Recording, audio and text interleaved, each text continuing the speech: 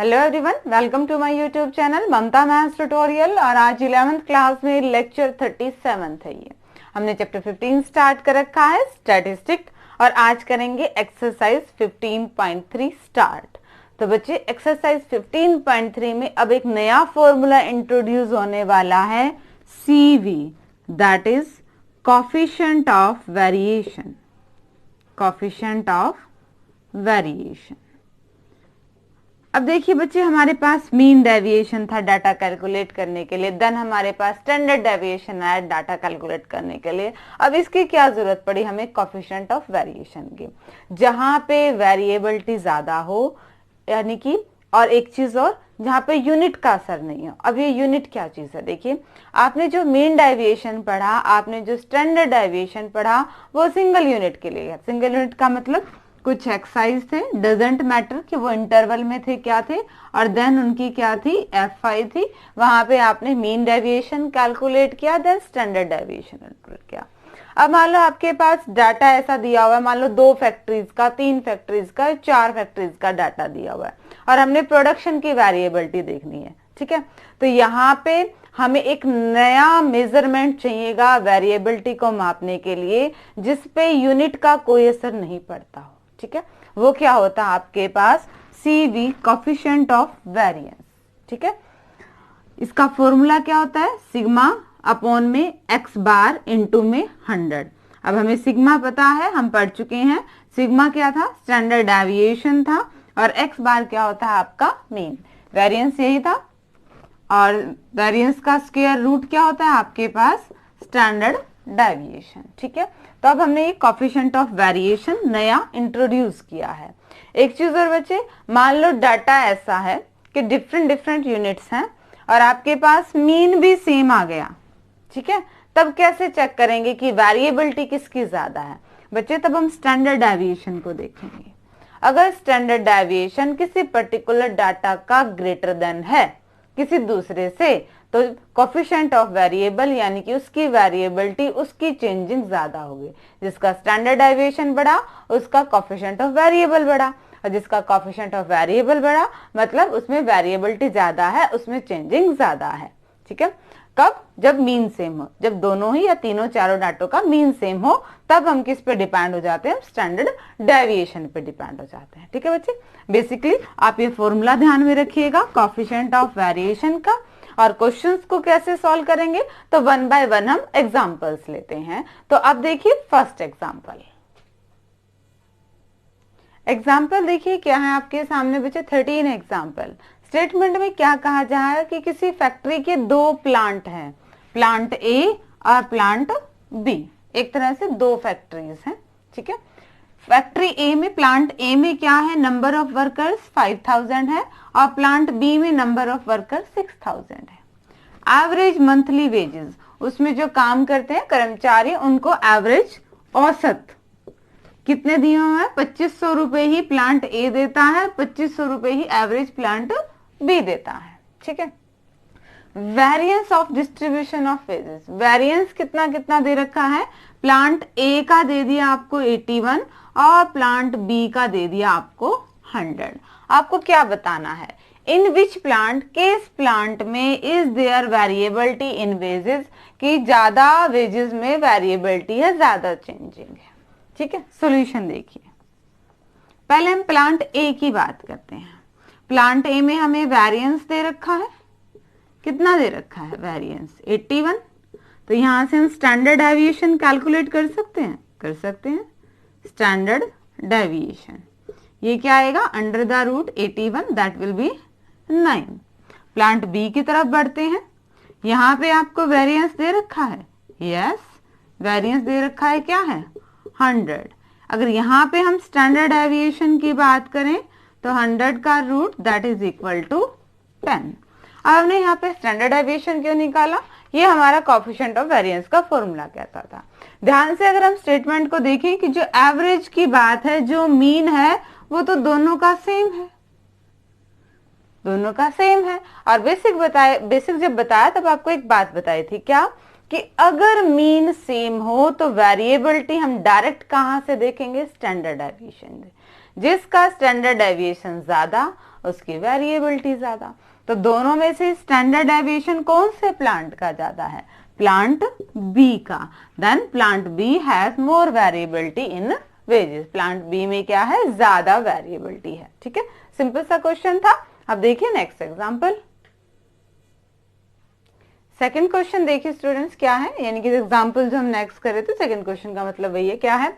Coefficient of variation of two distribution, दो distribution दिए हुए हैं। ठीक है, उनका कोफिशिएंट ऑफ वेरिएशन क्या है? एक का 60 है और एक का क्या है? 70 है। And standard deviation are, standard deviation भी क्या दे दिया? 21 and 16 respectively. What are arithmetic mean? आपको उनके अरिथमेटिक मीन निकालने हैं। वन बाय वन चलते हैं। सॉल्यूशन देखिए। कोफिशिएंट ऑफ वेरिएशन ऑफ दो डिस्ट्रीब्यूशन है। फर्स्ट डिस्ट्रीब्यूशन का कितना है? 60 और स्टैंडर्ड डेविएशन कितना है?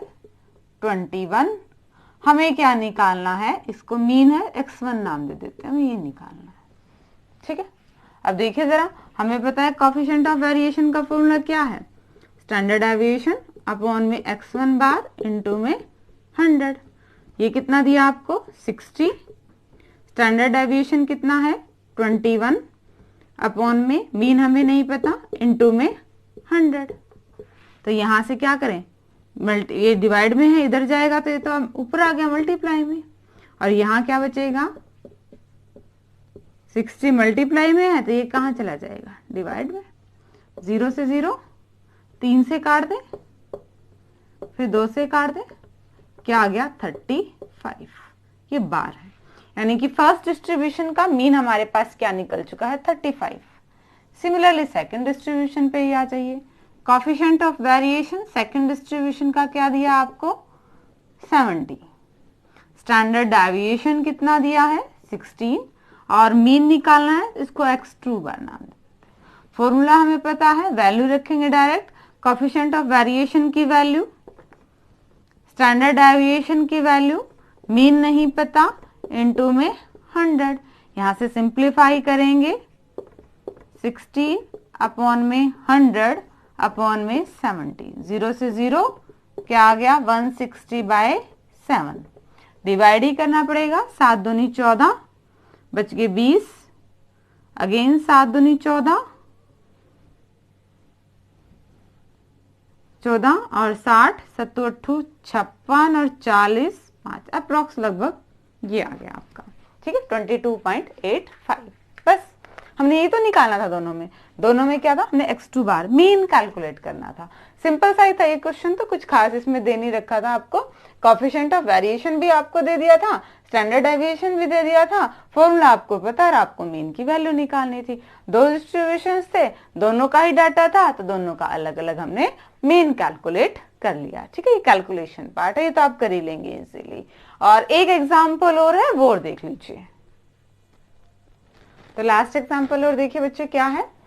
आपको हाइट दे रखी है और वेट दे रखी है, इनका मीन दे रखा है और वेरिएंस दे रखा है। बच्चे स्टार्टिंग में आपको बता रहे थे कि इररिस्पेक्टिव ऑफ यूनिट्स, यूनिट्स का असर नहीं होता, यानी कि जब डिफरेंट यूनिट्स होते हैं तब हम कोफिशिएंट ऑफ वेरिएशन की बात करते हैं। तो देखिए एग्जाम्पल आ गया आपके पास, यहाँ पे सेंटीमीटर भी है और किलोग्राम भी है, हाइट भी है और वेट भी है। अब तक डाटा में ऐसा नहीं था, अब तक आपके सिंपल एक्स साइज थे और सिंपल एफ साइज थे। ठीक है, तो जहां पे आपके पास यूनिट डिफर करें तो एक ऐसा मेजरमेंट चाहिए था जिसपे यूनिट का असर नहीं पड़ता होता, तो तब हमने कोफिशिएंट ऑफ वेरिएशन को इंट्रोड्यूस कराया था। ठीक है, आपको हाइट दे दिया और कुछ और वेट दे दिया, उस हाइट का मीन आपको दे दिया, वेरिएंस आपको दे दिया, वेट दे दिया, वेट वाली टर्म का जो भी वेट्स हैं उनका मीन दे दिया और उनका वेरिएंस दे दिया।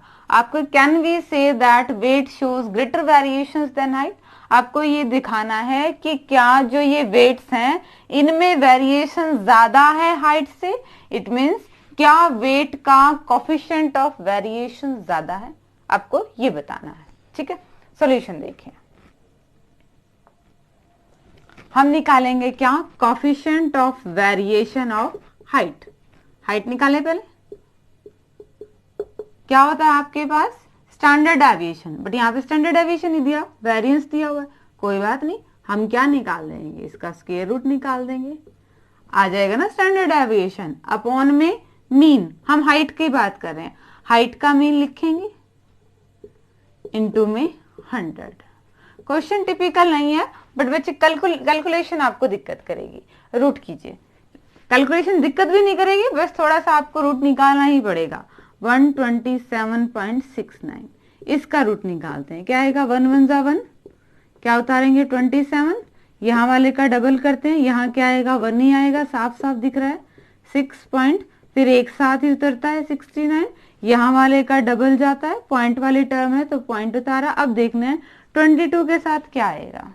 ठीक है, 3 3 करके देखें, ये तो सीधा ही 3 पे चला गया। 6.69 ये आपके पास रूट निकालने का तरीका, ये आपने 7th स्टैंडर्ड में किया होगा। अब वैल्यूज रख दीजिए बस इसकी। 11.3 अपॉन में 162.6 इंटू में 100। पॉइंट हटा दें, पॉइंट हटा दिया, नीचे 10 लग गया, पॉइंट हटा दिया, ऊपर 10 लग गया, 0 से 0 कैंसिल आउट। क्या आया आपके पास? 11300 अपॉन में 1626। ये है, टर्म कट रही है, 2 से काटिए, 2 8 16, 813, 2 से काटिए, 2 पंजे 10, 2 6 12, अब कट रहा है 8 3 11 और 1 12, ये कट रहा है किस पे? 3 से। 5 5 10 और 6 16, बट ये 3 पे नहीं कट रहा है। नहीं लग रहा है ये कट रहा है, तो हम सीधा डिवाइड करते हैं फिर। ठीक है, रूट तो आपने निकाल ही लिया होगा, डिवाइड करेंगे जरा। 5650 को 813 से किस पे जाना चाहिए? 6 पे 48, 7 पे देखें तो 856 तो बड़ा हो जाएगा, 6 पे जाएगा। कितना आया है? 4878। घटा दें, 10 में से 8 गए 2, 14 में से 7 गए 7, 15 में से 8 गए 7, पॉइंट लगा दें, 0 0। अब ये किस पे जाएगा? ये तो बड़ी टर्म होगी, 7 8 9 है 72, 9 पे चला जाएगा आई थिंक, देखते हैं। 2 9 एकम 9, 11 9 72, 73 जा रहा है। 6.9 के करीब आ गया। हम पॉइंट के 1 डेसिमल तक ही निकालते हैं। ठीक है, क्या आ गया हमारे पास? ये कोएफिशिएंट ऑफ वेरिएशन 6.9। आप चाहें तो फर्दर भी निकाल सकते हैं। ठीक है, अब हम निकालते हैं कोएफिशिएंट ऑफ वेरिएशन किसका? हमारे वेट का। वेट का निकालें। अगेन आपके पास स्टैंडर्ड डेविएशन नहीं है, बट वेरिएंस है तो हम इजीली कैलकुलेट कर सकते हैं। 23.1361 अपॉन में मीन क्या है? 52.36 इंटू में 100। रूट निकालेंगे, रूट साइड में निकालते हैं जरा एक बार। इसको शॉर्ट फॉर्म में लिखते हैं, कोएफिशिएंट ऑफ वेरिएशन वेट का। ठीक है, किसका रूट निकालना हमने? 23.1361 का। 2 2 का पेयर बनाए, कैसे टेबल जाएगी? 2 2 जा, 3 3 जा, 4 4 जा, 5 5, 5 से जा बड़ी होगी, 4 4 जा 16। घटाएं जरा, 7 उतारा, पेयर में उतरता है, 4 दूनी 8। यहाँ क्या आएगा? 4 8 चौक 32 आएगा, ये तो 6 7 7 8 पे चला जाएगा शायद, 64 और 6 704, 8 पे चला गया। 4.8704 उतार माइनस करें, 9 6 1। यहाँ वाले का डबल होता है, 48 को 2 से करेंगे 96, ये तो सीधा 1 पे गया। 4.81 क्या आया है? 4.81 अपॉन में 52.36 इंटू में 100। ठीक है बच्चे, बस अब तो सिंप्लीफाई कर दीजिए। पॉइंट हटाते हैं तो नीचे 100 लग गया, यहाँ पे पॉइंट हटाएंगे ऊपर 100 लग गया, 100 से 100 कैंसिल आउट। कट रहे हैं तब काट देते हैं। 2 से 2 दूनी 4, 2 6 12, 2 से काटे तो इसको आएगा 50। कट रहा है, अगेन 2 से काट देते हैं, 1309, ये आ गया 25। अब कट रहा है किसी से? अब तो नहीं दिख रहा किसी से कट रहा होगा। तो क्या करें हम 481 की और यहाँ पे हमारे पास 25 बच रहा है, 25 से मल्टीप्लाई कर देते हैं। 5 एकम 5। कैलकुलेशन के टाइम जरूर ध्यान रखेंगे। 12025 क्या है आपके पास? 12025 अपॉन में 1309। अब डिवाइड कर दें, अगेन डिवाइड करना पड़ेगा। ये तो डिवाइड कर दीजिए इसको। 12025 को 1309 से। 1309 4 डिजिट छोटी पड़ेगी, हमने 5 ही लेनी है, तो ये सीधा ही सीधा दिख रहा है 9 पे जाएगा। 1309 की 9 से मल्टीप्लाई करोगे तो क्या आएगा? 81 और 9 27 11781 ये आएगा। ठीक है, माइनस करेंगे 4, 12 में से 8 गया 4, यहाँ पे 9 में से 7 गए 2, क्या बचा आपके पास? 244। 0 पॉइंट के बाद यहाँ पे 0 उतारा, किस पे जाएगा? ये साफ साफ दिख रहा है, ये तो 1 पे जाएगा। 1309 माइनस करें हम, 10 में से 9 गया 1, यहाँ बचा 3 और ये बचा आपके पास 1। 4 में से 3 नहीं, 4 में से 3 गया 1 और 2 में से 1 गया 1, ये बचा है। ठीक है, एक 0 और उतार देते हैं। 11301। अब ये किस पे जाएगा?